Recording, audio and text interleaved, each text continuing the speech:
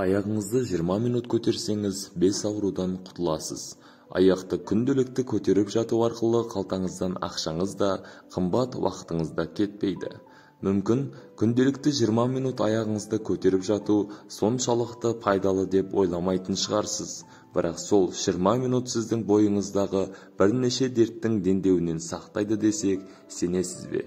Ассалаумағалейкум достар. Арнаға тіркеліп лайк басуды ұмытпаңыздар. Сіздердің болмашы әрекеттеріңіз маған үлкен қуаныш және шабыт сыйлайды. Аяқты күнделікті көтеріп жату арқылы қалтаңыздан ақшаңыз да, қымбат уақытыңыз да кетпейді.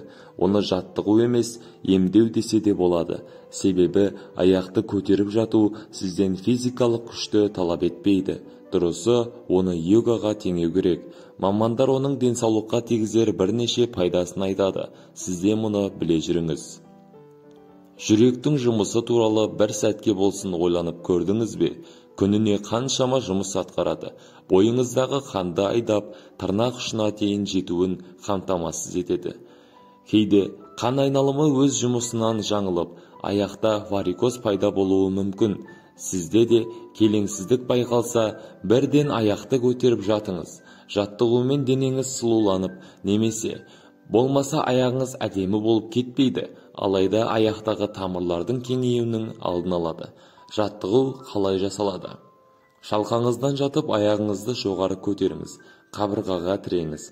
Сонда денеңіз жерде, ал аяқтарының тікесінен тұруы керек. Денені осы қалыпта 20 минут ұстап тұрыңыз. Қолдарыңызды барынша еркін ұстаңыз. Басқа ешбір қимылды қайталаудың қажеті жоқ. Бойыңыздағы тепе-теңдікті сақтап, өзіңізді тыныш әрі жайлы сезініңіз.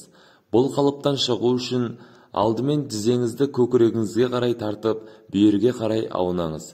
Жаттығуды орындау үшін міндетті түрде жеңіл әрі қолайлы киім таңдаңыз.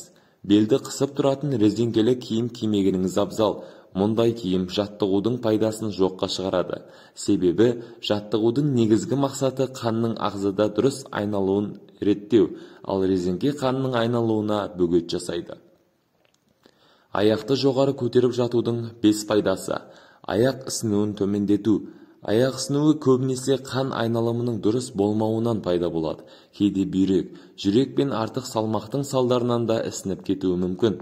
Сол себептен ең алдымен аяқтың ісінуінің себебін анықтап алғаныңыз жөн. Кейін оның еміне аяқты көтеріп жату жаттығуын да қосу керек. Аяқты ауырғанын басады. Күні бойы тік тұрып жұмыс істейтін жандардың түнде аяқтары ауырады.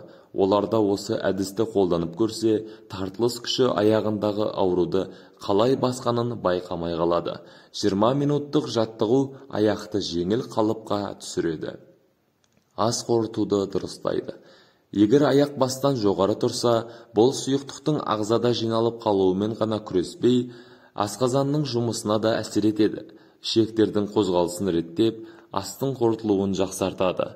Іш қату сынды мәселе де оң шешімін табады. Ішкі ағзаңызды тазалағандықтан жүзіңіз де құлпыра түседі. Жүйке жүйесін тыныштандырады. Жаттығу тыныс алуды да қалыпқа түсіреді. Дененің осылай тұрысы барынша көп ауа жұтуға көмектеседі. Мұның нәтижесі біз бір қалыпты тыныс ала бастаймыз.